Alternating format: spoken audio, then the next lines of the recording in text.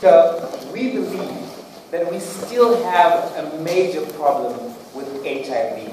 And we don't think that the world should give up on seeking a cure. But we do think that the current way that we're doing it won't take us there fast enough. The current way of animal testing just doesn't cut it, Madam Speaker. And we'll show you why throughout the speech. We think that everybody can agree that there's urgency to the HIV problem. We're seeing new pockets of HIV in places like Europe. We're seeing new increases in HIV new infection rates in places like Uganda, where we thought the problem was resolved, right? We see that this costs a lot of money, right? And secondly, it affects society. We have broken families when people die of AIDS at the end. And we also see that the ARV solution just buys time at the end of the day and doesn't solve the problem the way we want to do it. Now, there's a fundamental difference between a cure and a vaccine and the use of ARVs, and I want to discuss all of those.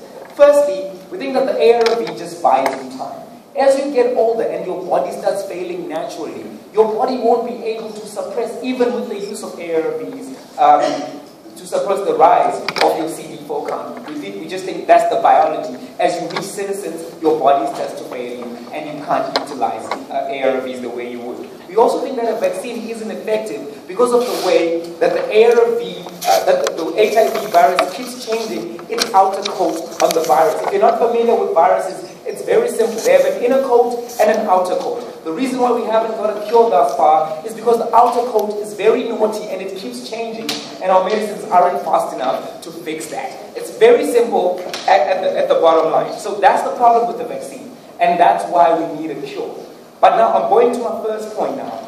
Why do we specifically need a cure, and why do we specifically need human testing? I'll tell you now, but let me explain what exactly our policy is. We're still going to have lab tests as step one, right? We're not going to jump through the steps and cheat. We're going to have lab tests. We're going to have the same old animal tests we've been having. And there's a third step. When you've gone through the lab tests, when you've gone through your animal tests, only then, when the drug needs to be verified, do you then test it on human beings to see if it's viable. Okay, go for it, Misha. So what does the word primary entail in today's motion? Okay, it means, in essence, that what happens in status quo is that you can have a drug that goes through all the animal tests, but you still don't know whether it works, because it works on a pig, Michelle, but it doesn't necessarily work on a human being. So what we're saying is that as an additional step, we want to verify on human beings that this drug actually works, right? We don't think that's an issue in the debate. And we're OG, we can set it in a debatable manner anyway, right? Firstly, we say that we're going to test this on volunteers who have HIV. Right? So we're not going to infect people with HIV and then test on them. We think there's a lot of people in society with HIV. Those volunteers will be the ones we tested on. We're going to feed them and make sure that they know it works on them. And we're also going to provide them with psychological support and also clinical support, just in case something wrong happens. Because sometimes you just don't know and you need a human test. I'll take the clarity. So your definition of primary testing is what is already in the status quo, beta testing, which is already legal for most drugs. Once you've tested them on animals, you can test clinical drugs on humans. That's the status quo. I think we need to explain what primary means for us.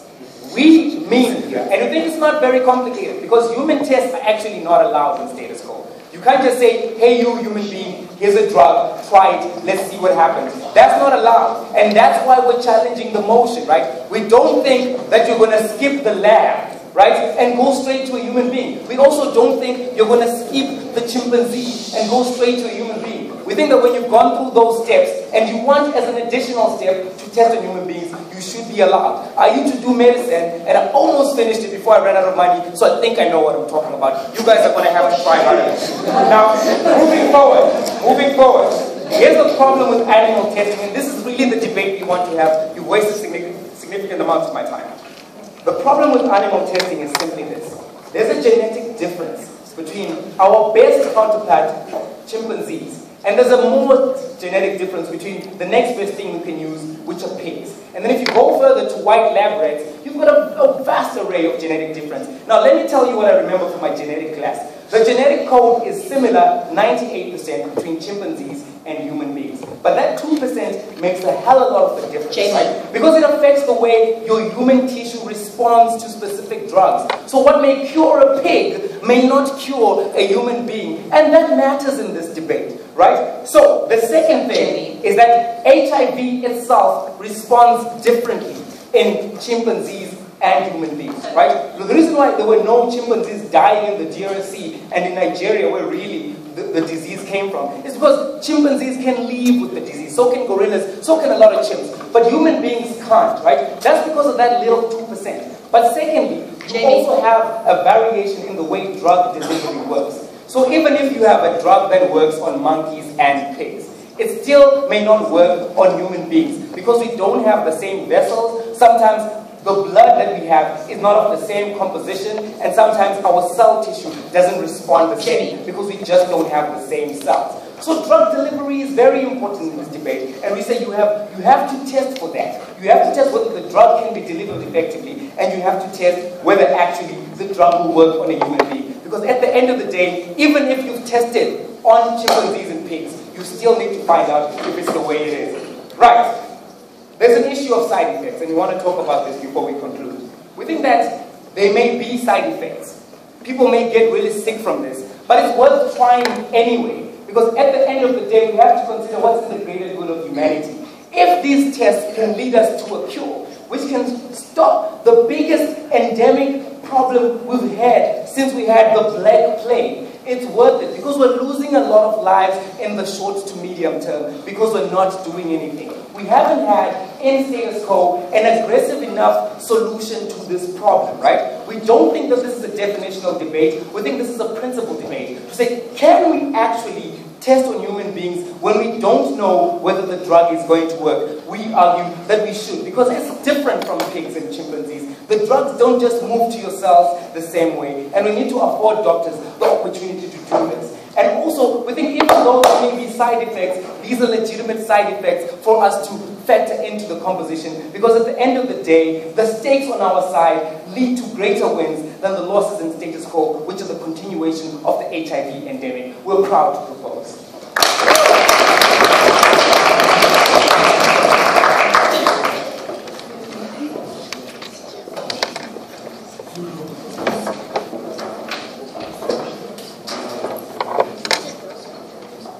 Please let the Prime Minister, we call the Leader of Opposition to respond.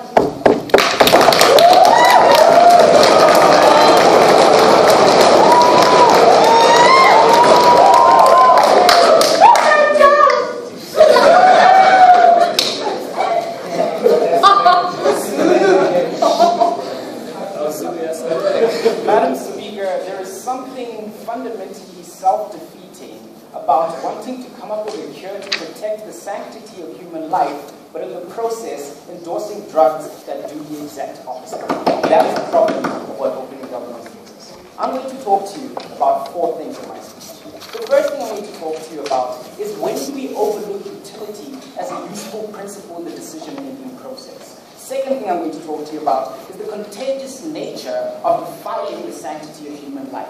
Third thing I'm going to talk to you about is why, even though the status quo isn't perfect, it's less harmful, less morally reprehensible, and is our best chance of coming up with a cure. And finally, I'm going to analyze for you how this harms medical ethics and the medical profession. But let's look at a number of points of rebuttal. Jamie tells us that he's still going to have lab tests. Well, this isn't primary, but we're not going to engage with that too much.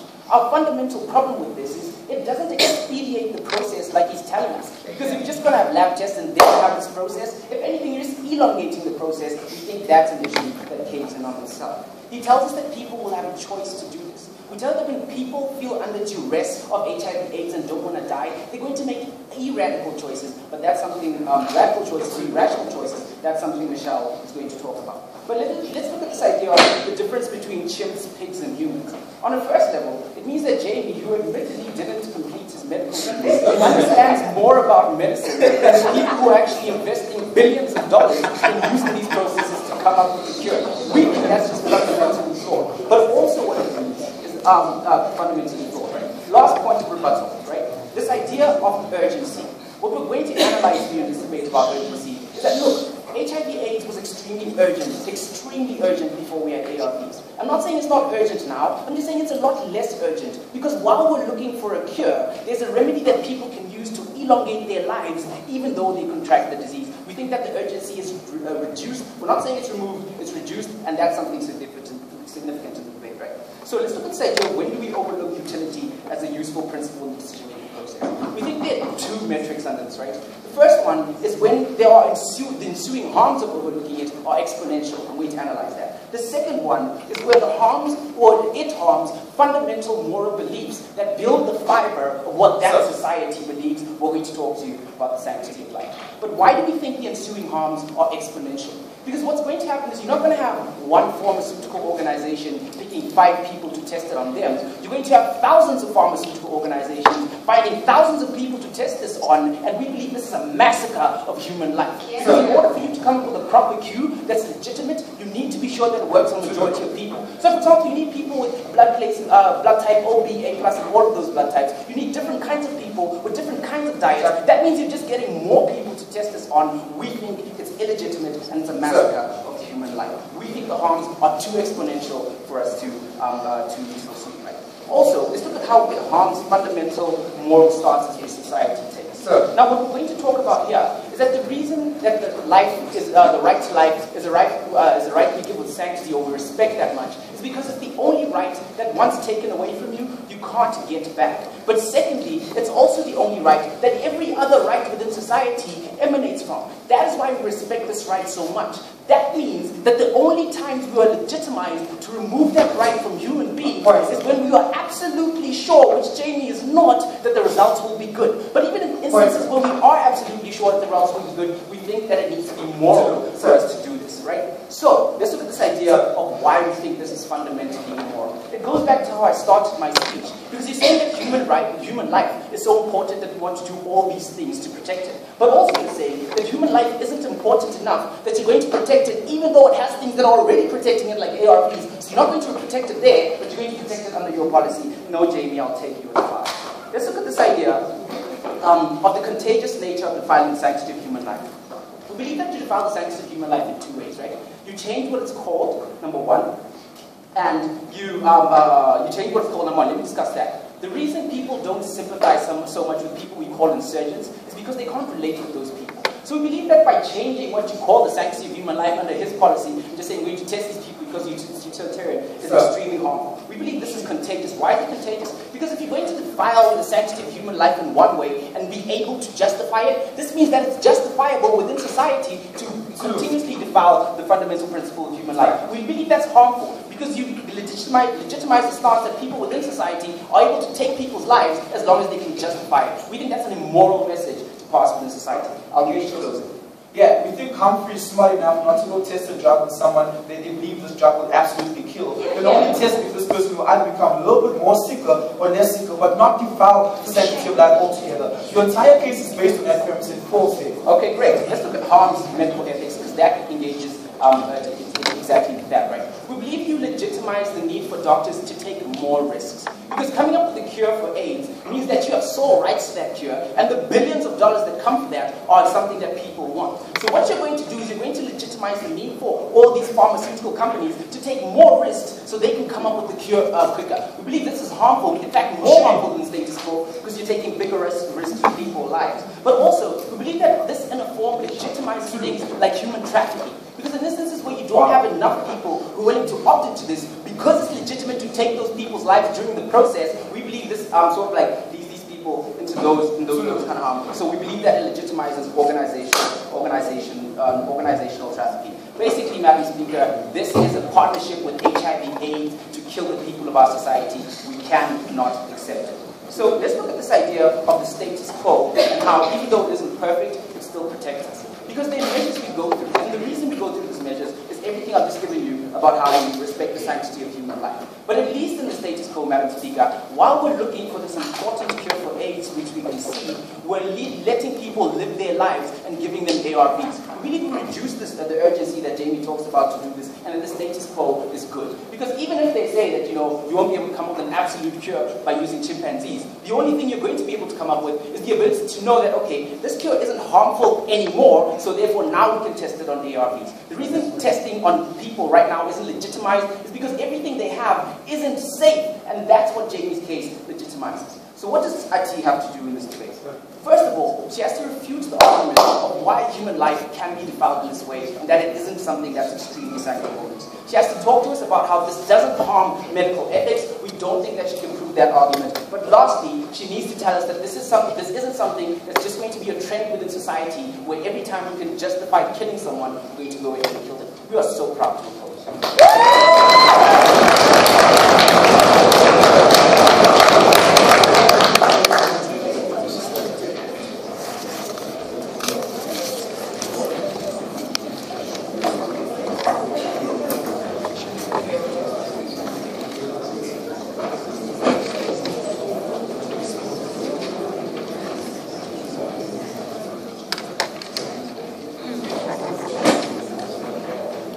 We thank the leader of opposition to call the Deputy Prime Minister to respond.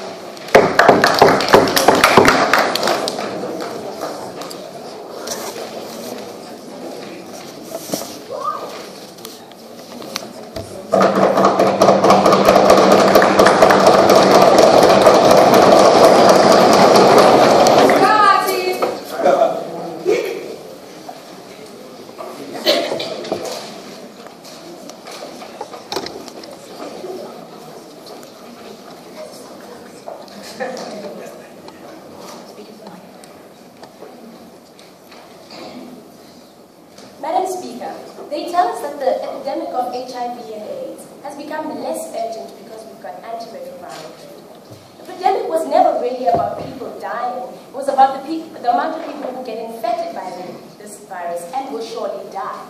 Antiretroviral treatment doesn't take that surety away. It simply buys those people who CD4 count is susceptible to the antiretroviral people more time. But essentially what Tulu is saying is that they're still waiting to die. Madam Speaker, we think it is immoral, it is abhorrent for a scientific generation to tell people to take some pills, to wait with the hanging death sentence, when there are things that we can do with their consent, when there are things that we can vigorously do to advance medicine and make sure that we discover an actual cure to the virus. First, they tell us that the sanctity of human life is what I must come here and refute. But we think the challenge to Tulu's argument about the sanctity of human life is that under the status quo, it isn't as he puts it. Right now, doctors still perform dangerous surgeries on people who, for instance, have things like tumors that in the long run will kill them, right? But they take the risk because taking the tumor away guarantees life. This is where the harm effect in the principles and the ethics of medicine lies. We think the advancement of medicine has been through through a high risk factor because we don't know the things that we can do, and we put human lives at risk all the time in order to bring about the highest value of that human life, and that's not having a death sentence over your head. For sure, right? Then he tells us, well, this is a massacre of human life because thousands of pharmaceuticals will be tested, and then thousands upon thousands of people will be tested upon and killed. Like Oliver tells you in a point of information, when we've already been through the rigorous testing of the cure up to the point of animals, we're trying to establish all that we can know about the possible side effects in ways that they are similar to human beings. We're trying to know all that we can know in the threat of side effects, so that by the time we get to the end of the primary stage with humans, we aren't actually going to kill them, but are going to experience side effects that we can deal with, such as is actually the case even in antiretroviral treatment. But when he says there'll be thousands upon thousands of people, we've already stated to you in our policy that these are people who volunteer to go and have this testing. These are people who say, I'm not going to sit back and wait until I become sick for months and months and then die a humiliating death. These are people who decided to take it upon themselves to go and volunteer, and we think that that is just fine, right? Then it says, we don't expedite the process, but I've already shown you how expediting, that the cure is the only way to expedite the process, because the pandemic is because of infections, right? Lastly, he says, this is going to lead to things such as human trafficking. But because we know how big the spread of HIV and AIDS is, we know that there are many, many people who live with HIV and AIDS. In regions of South Africa, 1 in 3 people have HIV and AIDS. There are lots and lots of people with HIV and AIDS. And so we don't have a shortage of people that we could possibly be testing on. So the human trafficking point really didn't make much sense. But Madam Speaker, I want to talk about why our policy is still urgent and legitimate. I want to talk to you about how this resonates with people who have HIV themselves, and then I'm going to talk about how we experiment on human lives already in the status quo. By your very own characterization, this is a virus that likes playing hide and seek and constantly changes. So even under your policy, you don't ensure that even if we test it on humans, there's a surety of coming up with a cure because of the characterization you gave. So, Madam Speaker, what we know about the HIV virus is that its external keeps changing, right? But it has a genetic code. That's why it's generally the HIV virus. And that is what we'll be testing for, right? That's what we'll be trying to tackle. Not trying to find a vaccine that will deal with its external, as Jamie has already analyzed. So, no, we aren't sure that we're going to get a virus, we're going to get a cure, but we're going to be rigorously working towards a cure. This motion doesn't put a burden on us to say that we positively have a cure already. That's why we're testing.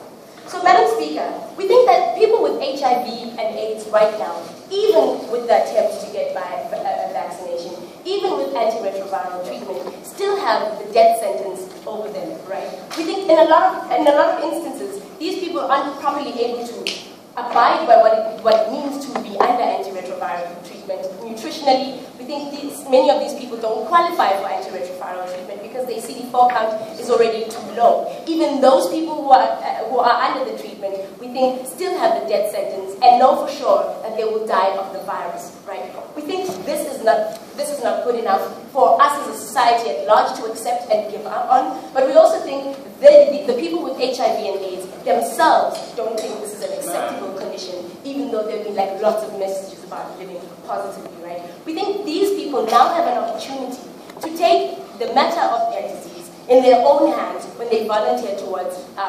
the testing for a virus. We also think to assess the consent of these people that yes, they are under a lot of pressure, they are under a lot of coercive factors, but you don't take that away by simply saying to them, don't do anything about it. What you actually do is you disempower these people and you send the message to them that the world has given up on trying to find a cure for the disease that plagues them, right? We also think that we experiment on human lives already, right? We experiment on human lives in medicine, as I've already said. When we were attempting to cure something that is killing people, when we're attempting to extract, for instance, like I've said, tumors that kill people, but in many other areas of life, in the social sciences, we use people as objects of experiment in order to come about theories that advance and better our way of living. We do this when we introduce new drugs. We think we do this when we introduce even economic policies, Madam Speaker. So we think that the practice or the principle of using humans as an experiment towards their own advancement and their own betterment still stands and is so what we've told you, Madam Speaker, is to the level of primary treatment, we add human testing so that we can come about a closer, well, what we haven't been able to come about now, but a closer calibration of what a cure would look like. We think these people consent, yes, they consent under difficult terms, but we think they have no choice and no better option outside of it nonetheless. Because we're doing something that is saving the lives of people, Madam Speaker. Because we're not giving up on a big part of humanity that this side of the house wants. We beg to be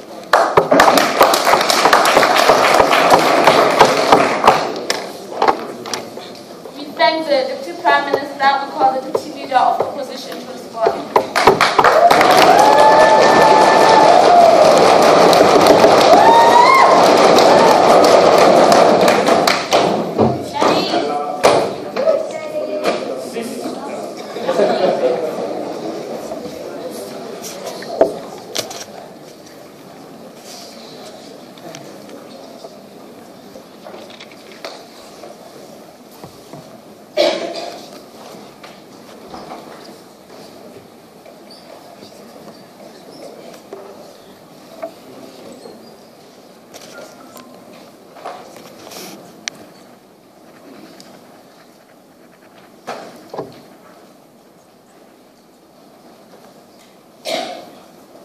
It is an honor and a privilege to debate on the side of opening our position today and argue for those people that need to be most protected, those people that are most easily exploited. And if Phil has told you that the sanctity of human life is what we should hold to be most sacrosanct, I'm going to explain to you today how in every pragmatic sphere and realm we plan to uphold this. I've got 1 point of independent rebuttal and then 5 arguments to get through. We argue that the reason why our opening government couldn't characterize for us exactly what this primary testing stage needs to be is that subliminally they realized when they decided to institute this type of model that we need the rigorous testing that needs to occur in order to not lose the lives. Because Ati tells us that what we're doing is we're telling people, well, they're still waiting to die.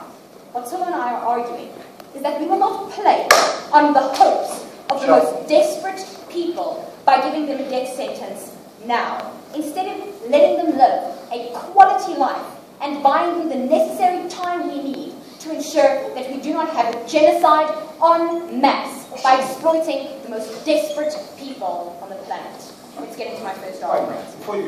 Let's characterize how difficult it is to get a cure and how extensive testing would have to be.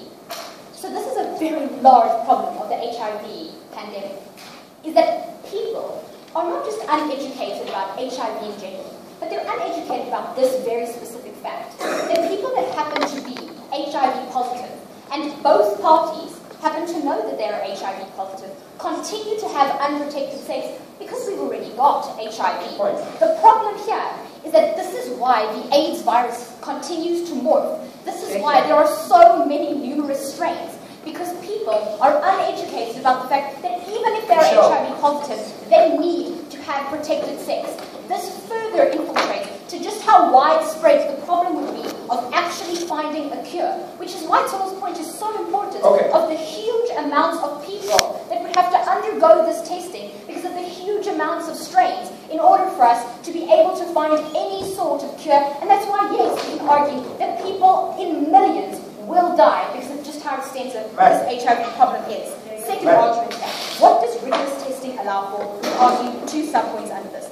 Firstly, time to see the consequences of medicine. And secondly, that doctors hold themselves to a high standard. So under the first point, anyone that bothered to watch the Dallas Buyers Club has enough information to know that AZT in the 1990s was the supposed answer to how you're going to elongate your life. What happened? Oh, we gave AZT en masse to people, and wait, initially, this drug allows you to think it's working. But time, and time is what rigorous testing gives us. Time is not what we get under their scenario.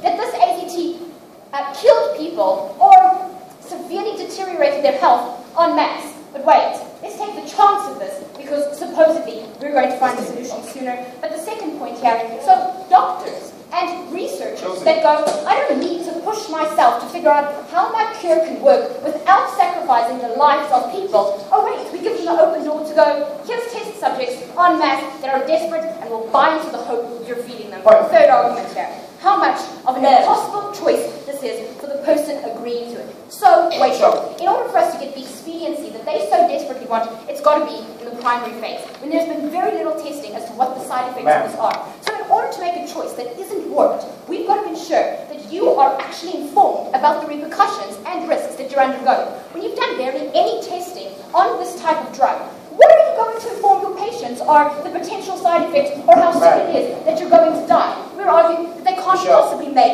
an informed choice about what the actual risks are. But a fourth level of argumentation here, how desperation is such a dangerous incentive. Because when a patient discovers but they are HIV positive, it is a debilitating moment. Right. It is a moment when you realize that things spin out of control.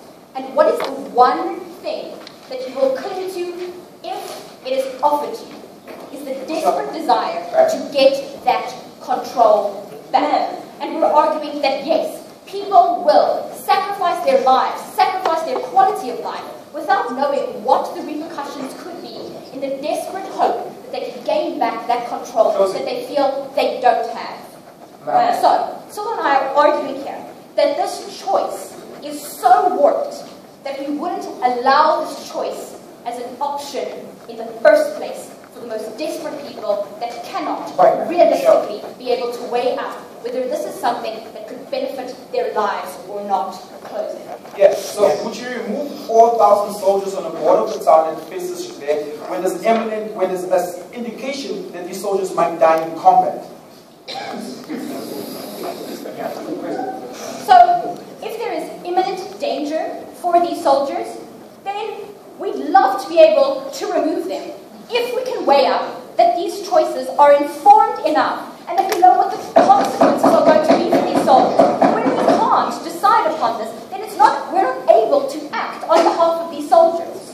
Fifth and final point, how these pharmaceutical companies are going to see HIV patients as nothing more than collateral damage. Because of the route that we had about how important it is for us to have essential medicines, what was the point that happened to come up in the majority of rooms? Is that pharmaceutical companies make the most money and have the most incentive to be able to sell what is the most essential for the livelihood of people.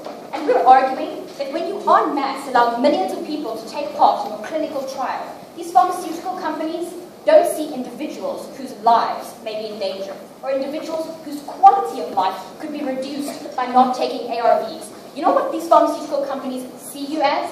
As a blank check that they can write, with a blank face that has no life and no story to tell. We argue that these pharmaceutical companies will do whatever it takes to see you, the willing subject, as the collateral damage for what's going to be a bigger bank balance at the end of the day. On the side of opening our position today, we cannot stand for a policy that risks life. We cannot stand for something that cheapens that which we most hold dear. It's been an honor and a privilege to fight for that.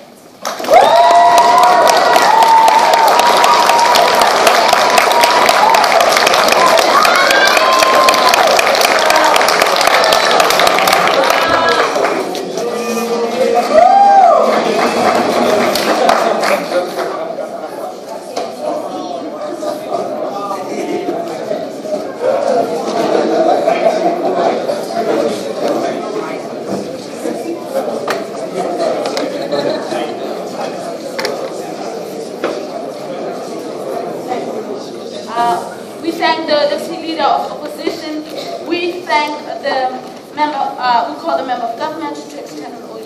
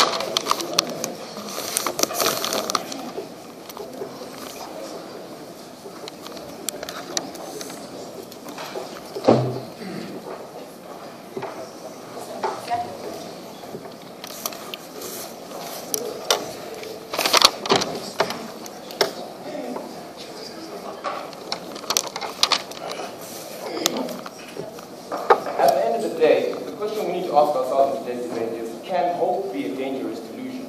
We think that unrealistic hope is a dangerous delusion, and we think we've got good grounds from government to believe that this is not unrealistic hope, and we'll extend that further from closing government, right? So we're going to approach this debate, we're going to tackle today's debate from three approaches. From a utilitarian approach that evaluates acts according to their consequences, from a deontological approach that research ethics needs to be guided by generalized rules and obligations on the part of the people carrying out this research, and from the virtue ethics approach, which focuses on the motivation of the actor rather than the act itself in today's debate, right? So I think that those are the things that we're going to talk about from closing opposition. Essentially, I've got three things I want to talk about and give analysis that then shows that government deserves to win today's debate. I'm going to talk about the principles of bioethics in medical research, and I'm going to talk about the importance of essential values, and I'm going to then answer the question, can hope actually be a dangerous delusion in today's debate? But before I go into that, I just want to do one point of rebuttal, major rebuttal, coming from Michelle's case, because the rest of what she said will be tied up in my positive matter and not have direct clashes with that. So Michelle has a problem with rigorous testing and how this is essential, and how this is essential for time, and how government's policy doesn't allow for time. We think that the issue of time isn't exclusive to only Michelle's model. We think that time can also be elongated on our model, and we keep coming back to research again and again, right? So it's not like a once-off thing that these people are going to be talking about. But I'll show you even further why this is more beneficial to people. So we think that under the principles of bioethics and medical research, we work on three basic frameworks, right? There's respect for persons, there's the idea of beneficence, and there's the idea of justice. We think that these principles guide for fair medical research, they guide for protection of people in today's debate, which is something that they're concerned about, right? So what does respect for persons entail? It respects the decisions of autonomous people who are capable of making decisions. So if they're incapable of making decisions, they therefore stop being autonomous. So we won't be dealing with people who can't make the decision of whether they want to undergo this kind of medical research or they don't want to undergo this medical research. So extreme cases brought by closing by side opposition to today's debate can't actually stand. What does beneficence talk about, right? It imposes an obligation to act in the best interests of patients and participants, right? And it requires that the risk of research be minimized. That's one thing that we think that is important in today's debate. And it also requires that the risks be acceptable in light of the outcome or the benefits of the research itself. We think that with a framework like this, we protect the people that were putting under these tests. We protect the people who are actually going under this kind of rigorous activity, right? And then the third thing of justice talks about fair treatment of research participants or humane treatment of research participants. We think that a government that upholds the principles of bioethics in medical research protects against all the things they talk about, like human trafficking, like just buying people and using them for all kinds of research, because we think that the government polices activities enough to protect against these kind of things. No, sit down, right? So that comes to the second thing. What is the importance of essential values or virtue ethics in this instance, right? Why do we think that when someone makes a positive contribution morally by themselves to society, this is an acceptable thing? Why would we allow a person to join the military, even though there's a direct result of there's a direct risk of danger or death in that person's part? We think that essential values determine autonomy. These are the things that determine or separate people from who they are. So I feel it's a good thing for me to put my life on the line, maybe, or maybe put my life on the line, right, for the greater good of society. We don't see what's wrong with that. And they haven't engaged that matter principally to tell us why it's wrong for someone to say, I want to join the military so that I can protect my country, or I can have, I can take the overarching principle of security in today's debate, right? We think that a positive contribution to society is a desirable thing on the part of these patients, and they haven't shown us why that's essentially a bad thing. Because this motion, this policy is akin to military activity. We don't really see the difference, right? We think that HIV is as big an epidemic and is as big a concern for society as social security, as national security. I think if someone's willing to put their life on the line so that the greater good of society is benefited, we shouldn't see the reason why states should come and then impede upon this autonomous activity coming from this person. I'll take. Okay, so if you haven't dreamed up these ethics, which we don't believe that you have, your burden isn't to tell us that they exist. Your burden is to tell us why they are legitimate and should continue to exist. Oh yeah, okay, that's good, right? That's good. So I'm going to talk about this in my last issue, right, which is the question that can hope be a dangerous delusion. So they said that this is desperate hope. We think that under the framework I've given you, where these principles of bioethics exist and companies are obligated by government to follow these principles, it stops being desperate, unrealistic hope. We think that when people understand what they're going into, by virtue of this, when hospitals and research companies are held accountable by government and are obligated, right, to work in line with certain ethics, it stops being unrealistic hope. It becomes unrealistic hope in an unregulated society where we don't have these principles governing activity, where these principles aren't actually pushed forward by government. So we don't think that this is unrealistic hope. We think that this is very realistic hope with very, very good chances. Oliver raised by way of POI that there's no way doctors are going to issue out medicine to people that they know is going to kill them, right? We think that in this instance, this is one of those things. We minimize the risk of research for patients, and we make sure that the patients actually get safe themselves, right? But moreover, there's one thing that people haven't touched on in today's debate, and that's the current harms of ARV treatment today itself. So in some countries, ARV treatment, some ARVs have been flagged as black box medicine, which means medicine unsuitable to be used on people, right? We think that our policy mitigates these kinds of risks, because we know from the jump that this medicine is unsuitable for people. So it's better to have maybe 1 or 2 people suffer the risks of this medication, as opposed to finding out after like 1 million people in a country, or like 1,000, like millions of people in a country die from this kind of medication, right? We think that what we get from opening government and closing government mitigates the risk of having more black box medicine on the markets with an unknowledgeable population that knows nothing about it, right? So we think that essential to this debate is the idea of central value. So on all 3 things I've talked about, I've proven to you how this doesn't actually become a great risk. On the utilitarian approach, right, we think that it's for the greater good of society, we should allow for these things to actually happen. The deontological approach, this actually allows for research ethics to be guided by certain laws and obligations on companies. And by virtue ethics, we actually allow for people to self-actualize and self-realize themselves and say, like, I want to do this for the greater good of society. We don't see what that's an essential problem. What they need to come and then show us is, in light of all these things I've shown you that protect patients in research today, why it's still wrong for us to actually carry out this kind of research by, on the part of side government. And that's a burden that they have in today's debate, is closing opposition, and that they have to prove and engage on this matter. So we've told you that there's an importance to essential values. We've told you that hope is not a dangerous delusion in this instance, and it's not unrealistic.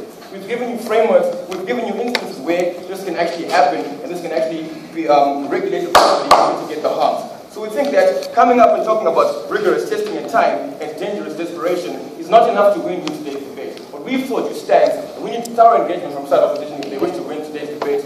And for that reason, government, specifically closing government, wins this motion. We beg to propose.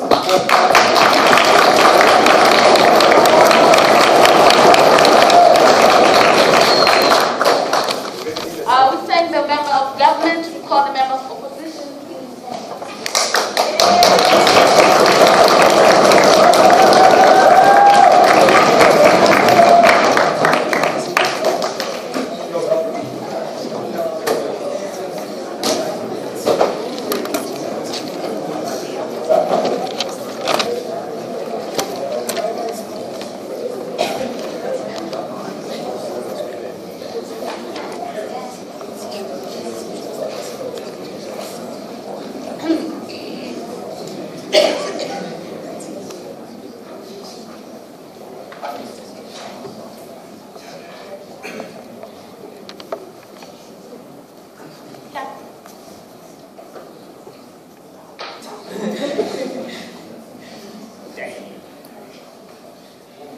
For all the joviality that's actually happened in this debate so far, we'd unfortunately like to have to be the team that kills the party.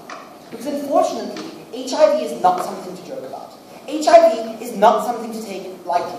And we say that the nature of side proposition, failing to give us actual real analysis for how this is effective, is indicative of the fact that they don't actually realize how badly they're getting themselves into harming people using primary clinical trials, right? And so what we're going to be doing as side opposing government is being the first team in this debate to actually show you what is really going to happen to people. This depraved extent of using people for primary clinical trials. It was the same reason why we decried Mendelev's trials, right? Why we decried his abilities to find out things in trials, because he went to terrible extents when he did so, right?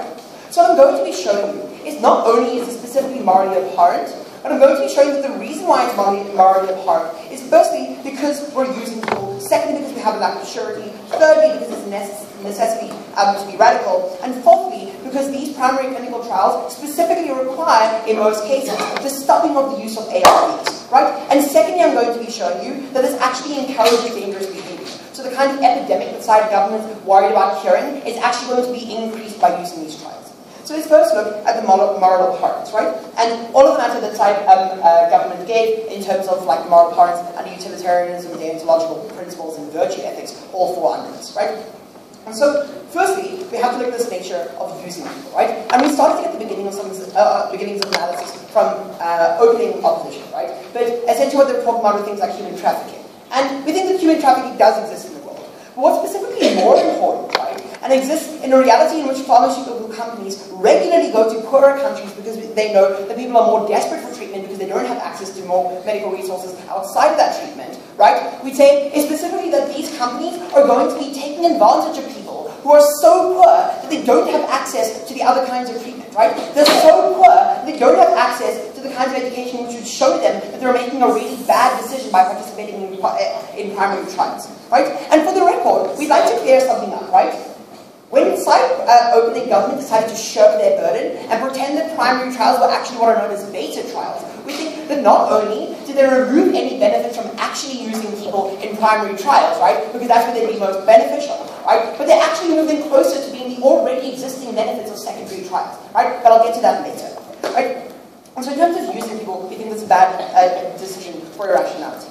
But secondly, we get this notion of the lack of surety, right? And what we got from concessions all the way from the beginning of opening government, right, is that in every other aspect of medicine, for example, doctors removing tumors, he does so because he knows that firstly, the person is definitely going to die if he doesn't do so. And secondly, because he knows that when he removes that tumor, it's definitely going to go away, right? In other words, we got a concession from side opening government that the medical industry is allowed to use extreme measures if and when only they know that there's some element of surety attached to the process, right? That's why they're only allowed to use people in secondary trials. Because they've known from primary trials that it's not going to definitely kill the person, right? So the lack of surety is specifically why that moral analysis doesn't stand.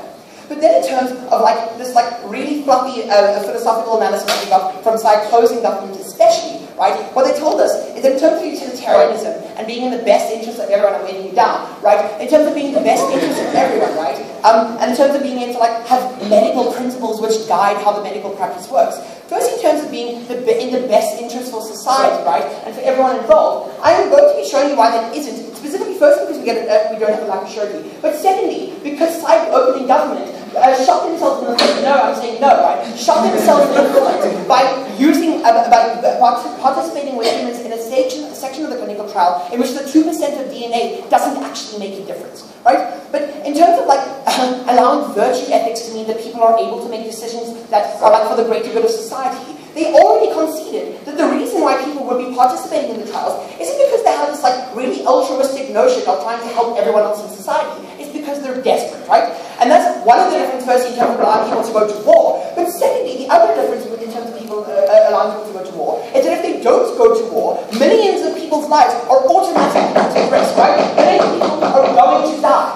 But your concession that the epidemic of AIDS is already increasing despite a very little difference in what you're actually going to be doing in clinical trials means that if you use people in primary trials, millions of people would still be dying of AIDS, right? There isn't this enormous urgency attached to millions of lives being hung in the balance, right? No. So, I mean, in terms of like being in the best interest of society, right?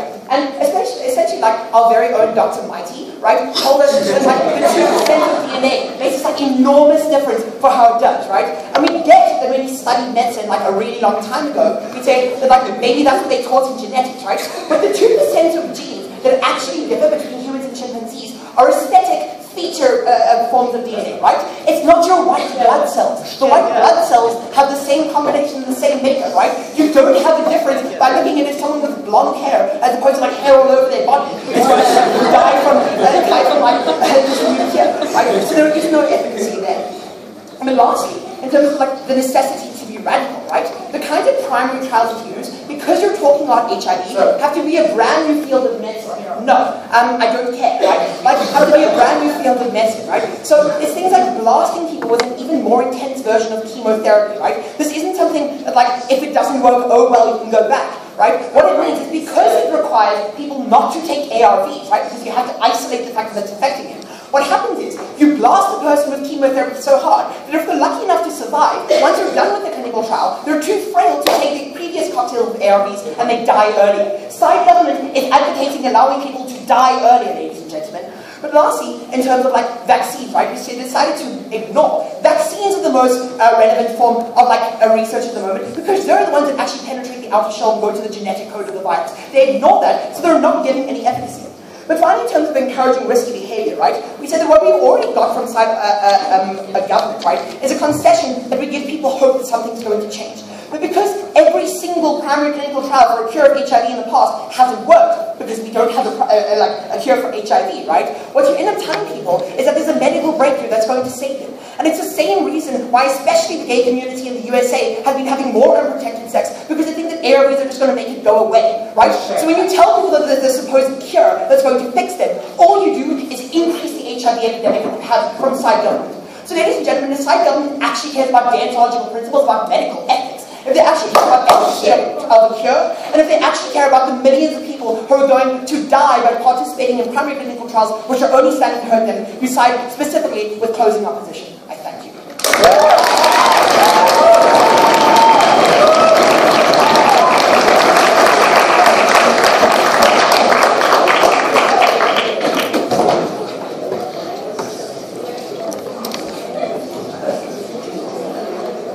We thank the member of opposition. We call him Jozi.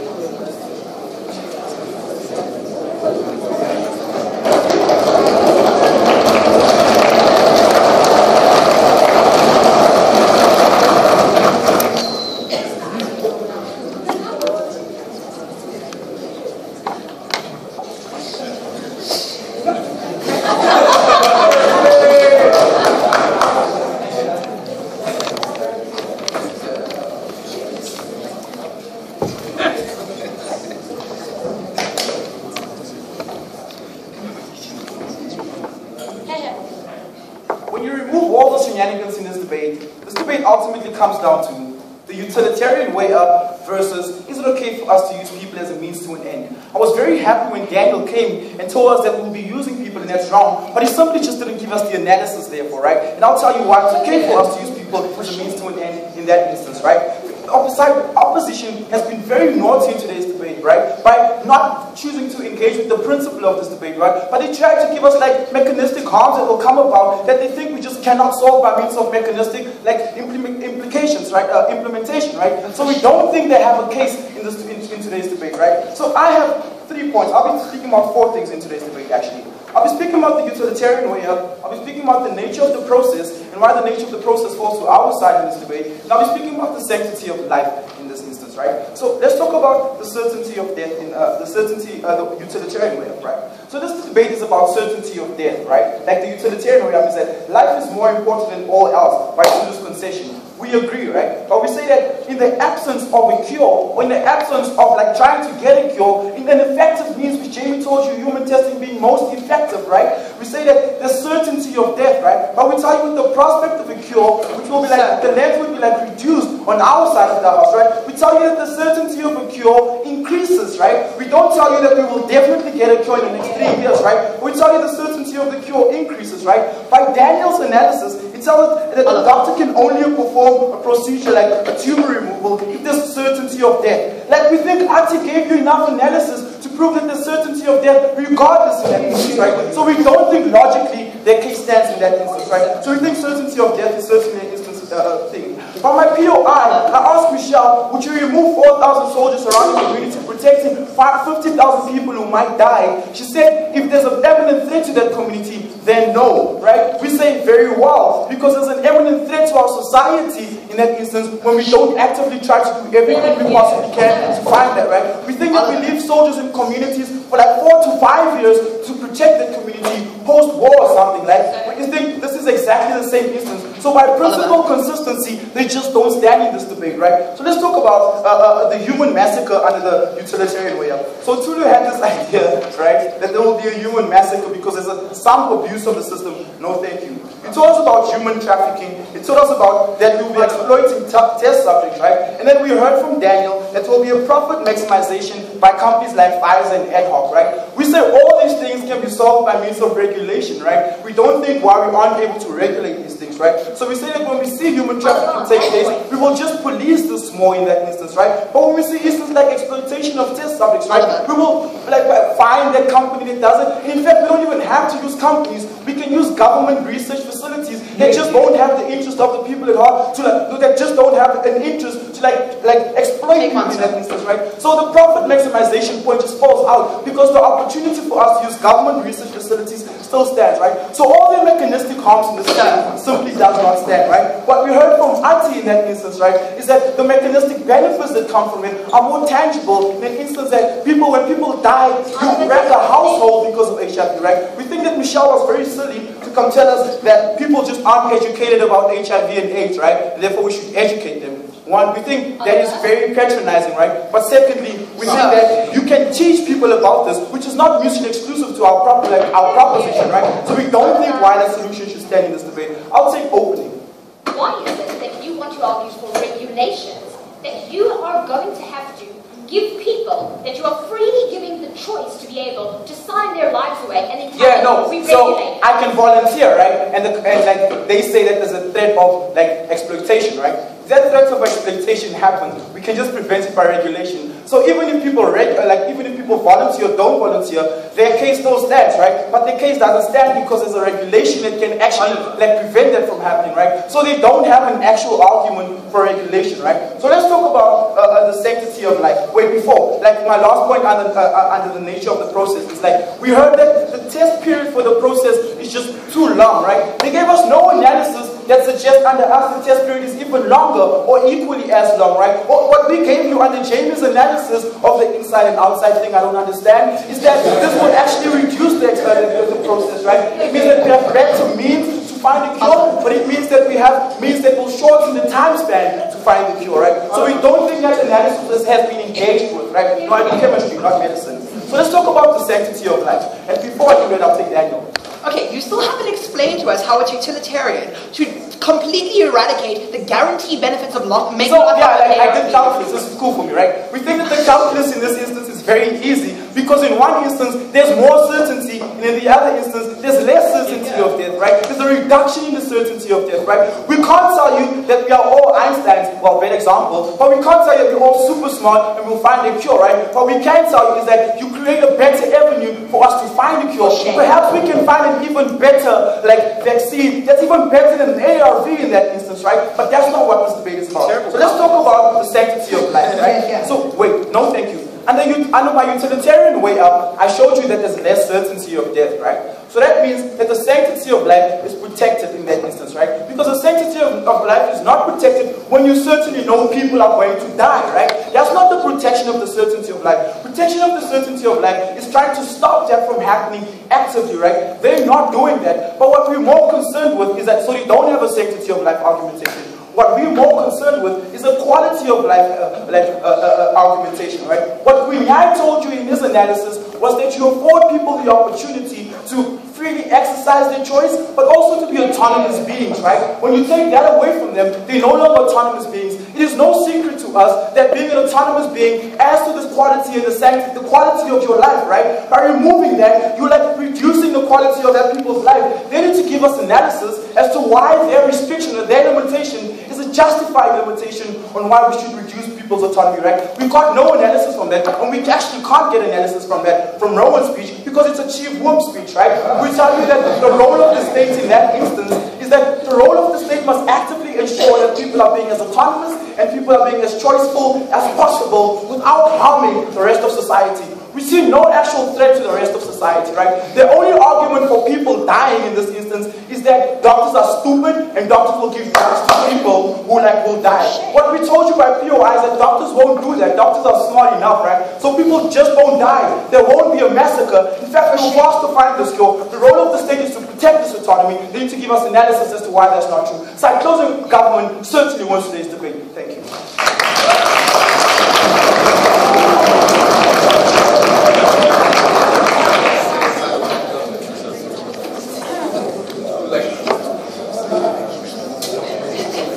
The government speaker,